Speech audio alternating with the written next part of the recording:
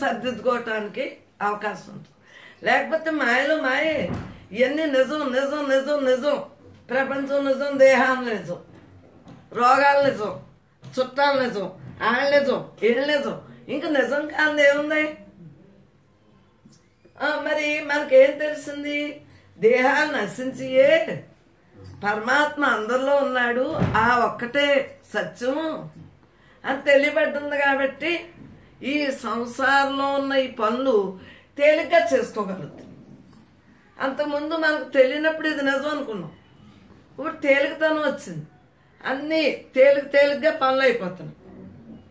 అది అప్పుడుకి ఇప్పటికి మన భావనలో ఎంత మార్పు ఉందో చూడండి. ఇప్పుడు మనకి ఏది నిజమో తెలియబడ్డింది. ఈ ప్రపంచం నిజమా, దేహాలు నిజమా, ఆళ్ళు నిజమా, ఏళ్ళు నిజమా? దేహం ఉన్నంతసేపు నిజమే, కానీ నశిస్తున్నాయి కదా. నశించిన పరమాత్మలు మనం, ఆ పరమాత్మలే నిజం, సత్యం అదే కదా. మరి ఇదంతా తెలియని వాడికి ప్రపంచం నిజం, దేహం నిజం అనిపించింది. బ్రహ్మజ్ఞానం తెలుసున్న వాళ్ళకి ఏది నిజం ఏది అబద్ధమో తెలుసు కాబట్టి, నిజాలు వాడికి తెలుసు కాబట్టి, ప్రపంచం నిజం దేహం నిజం కాదు, ఆ ఆధారమైన పరమాత్మ నిజం, ఈ మనలో ఉండే చేస్తున్నాడు కదా అది నిజం, కానీ ఇది నిజమే కాదు అని భ్రమ తొలగి తేలిగ్గా మాయలో ఎలాగ మనం తినాలి, ఉండాలి, అన్నీ చేయాలి కదా, కార్యక్రమాలన్నీ ఈ దేహం ఉన్నంతకాలం తేలిక చేసుకోగలుగుతున్నాం.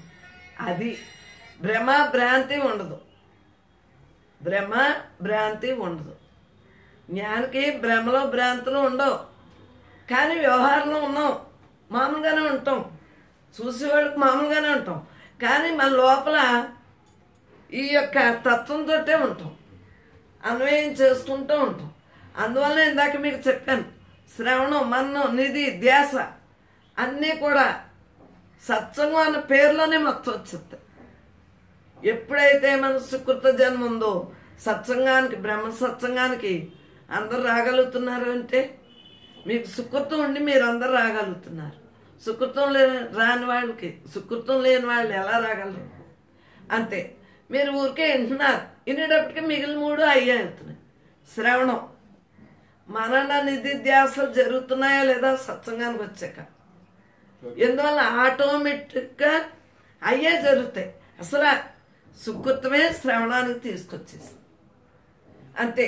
తేలిక అవక ఇంకేమవుతారు? మేమందరూ తేలిగ్గా ఉన్నామమ్మా, ఊరుకుంటున్నామమ్మా అంటున్నారు. ఎందుకు ఊరుకుండగలుగుతున్నారంటే ఆ శ్రవణంలోనే మొత్తం తెలియబడతాం, ఏది నిజమో ఏది అబద్ధమో తెలియబడతాం.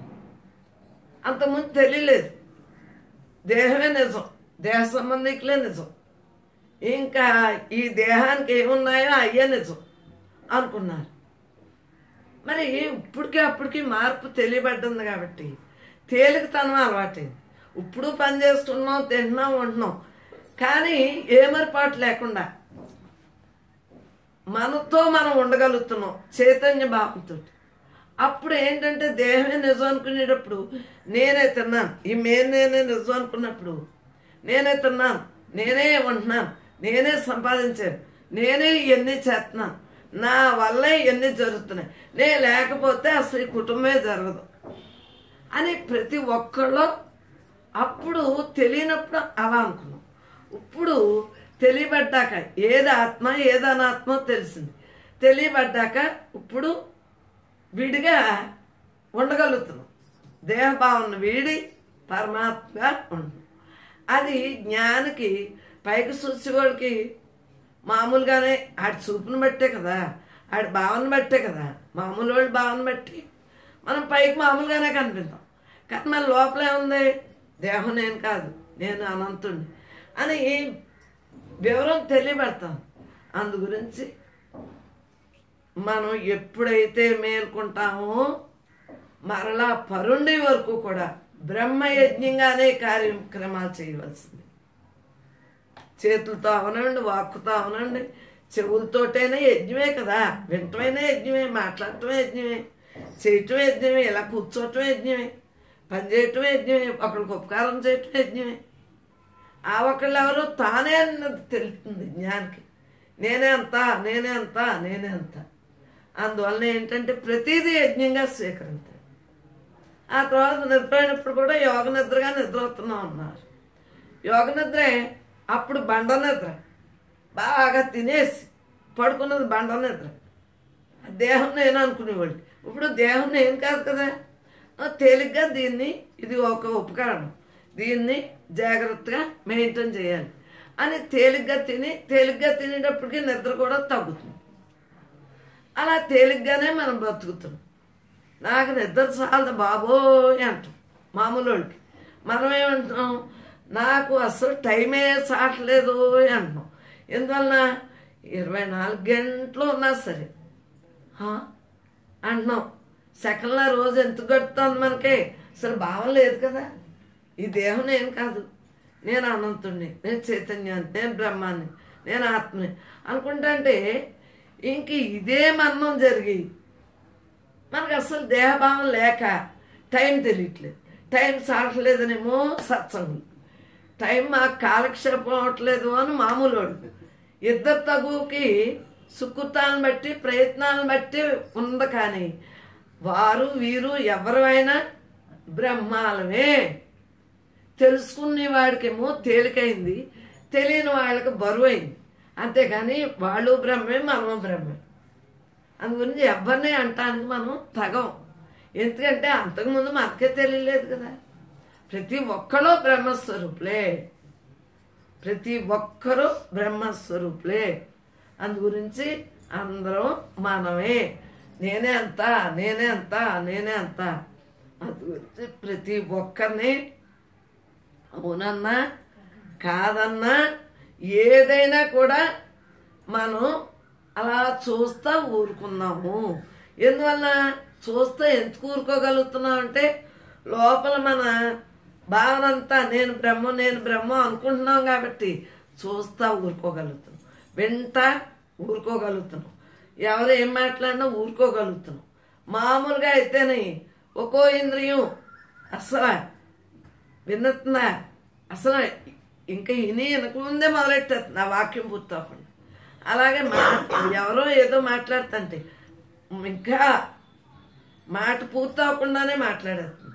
ఎందువల్ల చూస్తుంది. ఏం చూస్తున్నాము? ఈ అనంత చైతన్యాన్ని చూస్తున్నాం. మనం ఏ భావంలో లేవు, ఎక్కడున్నా ఇదే కదా అని అలా చూస్తున్నాం.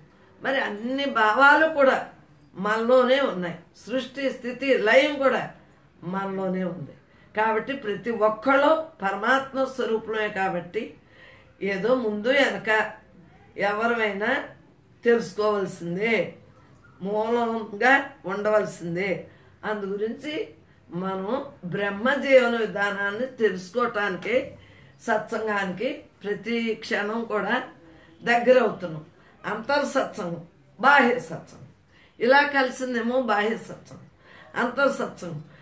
వేళ మీరు ఇంట్లో ఉన్నా, ఎక్కడున్నా, ఏ ఊర్లో ఉన్నా ఈ అనంతంతో ఉంటా హాయిగా అంతర్ సత్సంగంలో ఉంటున్నారు. ఇక్కడికి వచ్చినప్పుడేమో ఇది ఇదేని, ఇది తప్పు, ఇది రైటు, ఓహో మనస్సు వస్తే తప్ప, మామూలుగా మనసు లేని స్థితి రైటా అని తేటతెల్లంగా తెలియబడ్డంది. కాబట్టి ఈ జీవన విధానంలో చక్కగా ఉండగలుగుతున్నారు, బ్రహ్మం బ్రహ్మంగా మిగలగలుగుతున్నారు. అది బ్రహ్మ సత్సంగానికి మరి పరమాత్మ చక్కటి అవకాశం అందరికీ ఇచ్చింది. సత్సంగులందరికీ సద్వినియోగపరుచుకుంటున్నారు. బ్రహ్మాలందరికీ అనేక నమస్కారాలు. నేనే అంతా, నేనే అంతా, నేనే అంతా.